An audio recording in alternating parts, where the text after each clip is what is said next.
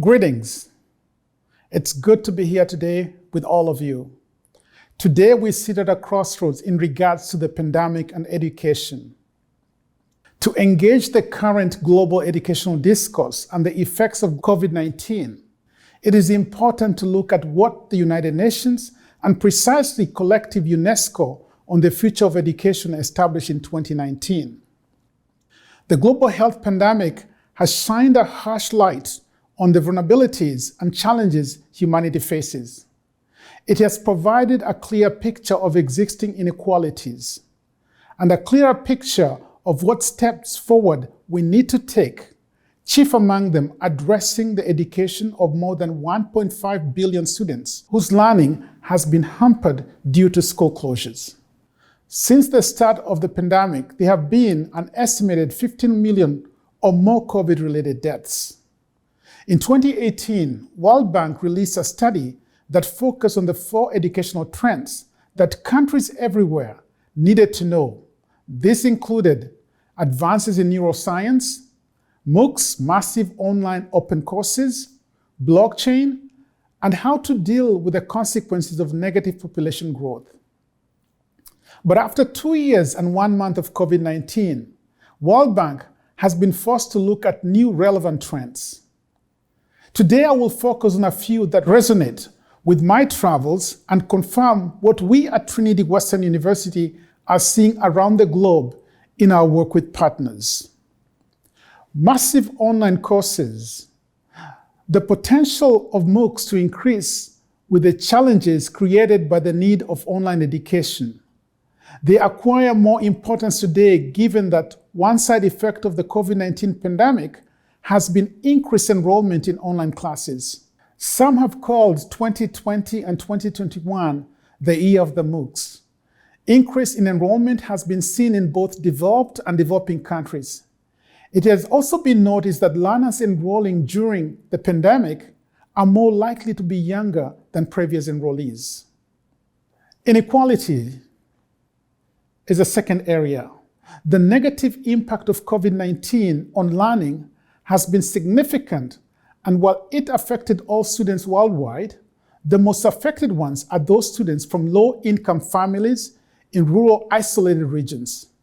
It is estimated that the share of 10-year-olds who cannot read a basic text could reach 70% in low and middle-income countries due to prolonged school closures and poor learning outcomes.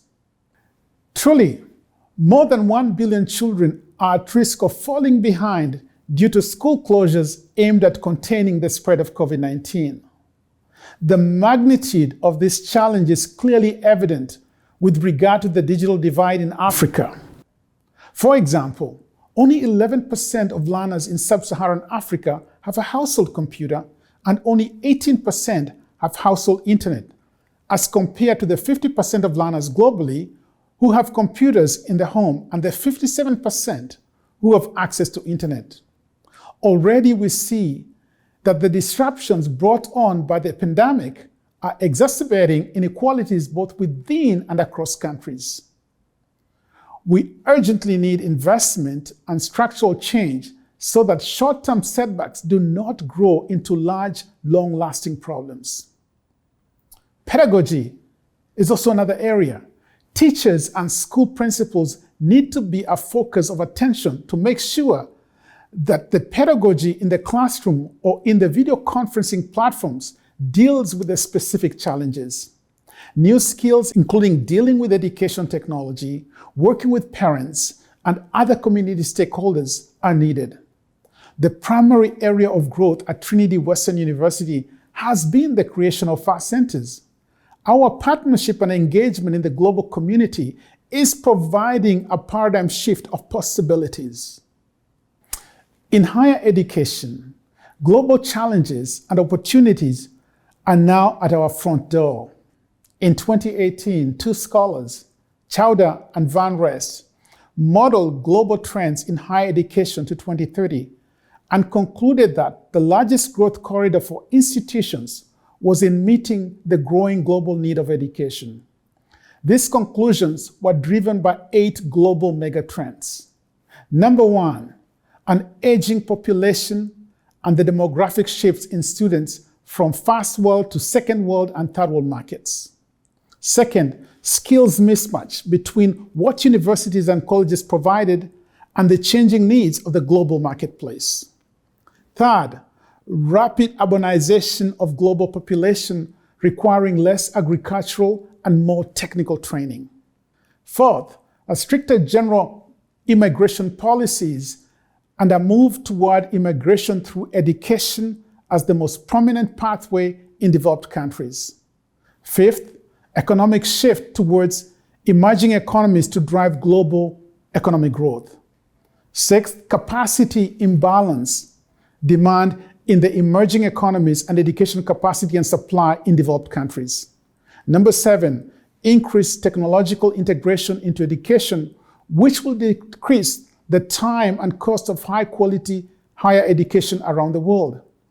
Number 8, domestic funding pressures via reduced government funding of education and more market-based funding and accountability for higher education.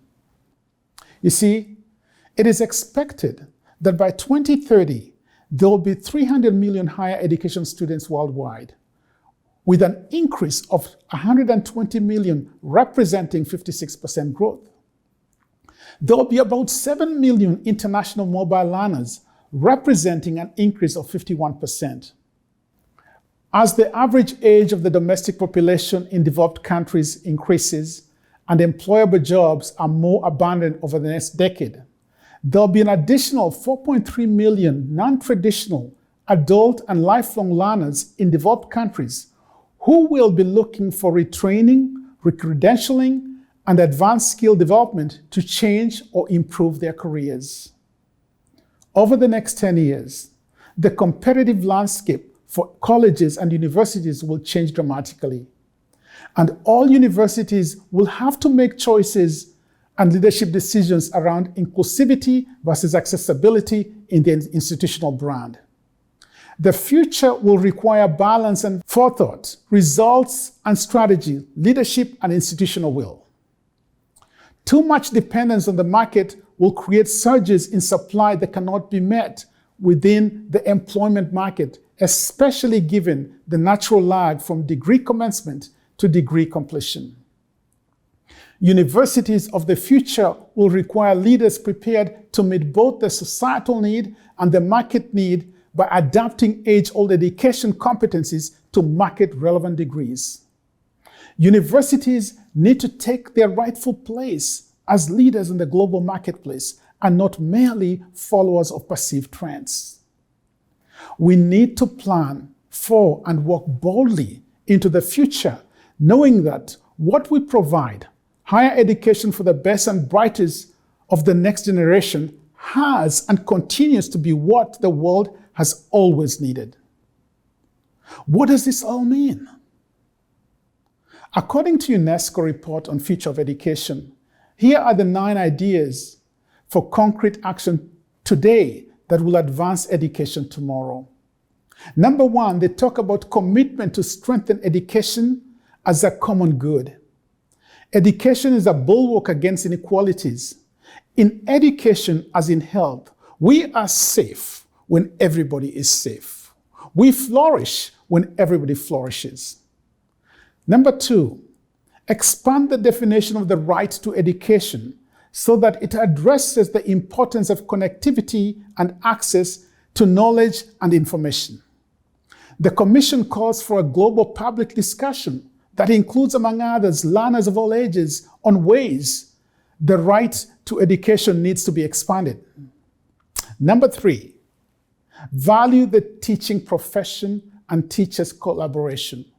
There has been remarkable innovation in the responses of educators to the COVID-19 crisis, with those systems most engaged with families and communities showing the most resilience. We must encourage conditions that give frontline educators autonomy and flexibility to act collaboratively. Number 4, promote students, youth, and children's participation and rights. Intergenerational justice and democratic principles should compel us to prioritize the participation of students and young people broadly in the co-construction of desirable change.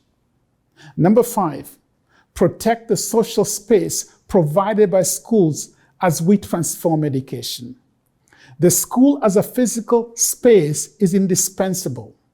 Traditional classroom organizations must give way to a variety of ways of doing school, but the school as a separate space, time of collective living, specific and different from other spaces of learning, must be preserved. Number 6, make free and open source technologies available to teachers and students. Open educational resources and open access digital tools must be supported. Education cannot thrive with ready-made content built outside the pedagogical space and outside the human relationship between teachers and students. Nor can education be dependent on digital platforms controlled by private companies. And number 7, we must ensure scientific literacy within the curriculum. This is the right time for deep reflection curriculum, particularly as we struggle against the denial of scientific knowledge and actively fight misinformation. And number 8, protect domestic and international financing of public education. The pandemic has the power to undermine several decades of advances. National governments, international organizations, and all education and development partners must recognize the need to strengthen public health and social services, but simultaneously mobilize around the protection of public education and its financing. And number 9, advance global solidarity to end current levels of inequality. COVID-19 has shown us the extent to which our societies exploit power imbalances and our global system exploit inequalities. The Commission calls for renewed commitments to international cooperation and multilateralism, together with a revitalized global solidarity that has empathy and an appreciation for our common humanity at its core. Yes, it's possible. From the global community, we can succeed. It is true. From organizations to individuals and families, to universities and governments, constant change and the intrusion of global issues and integration of technology has become a normative daily experience. The time to act is now. We need to improve pedagogy with a focus on reducing inequalities that have emerged due to the pandemic, using whatever means necessary. Thank you.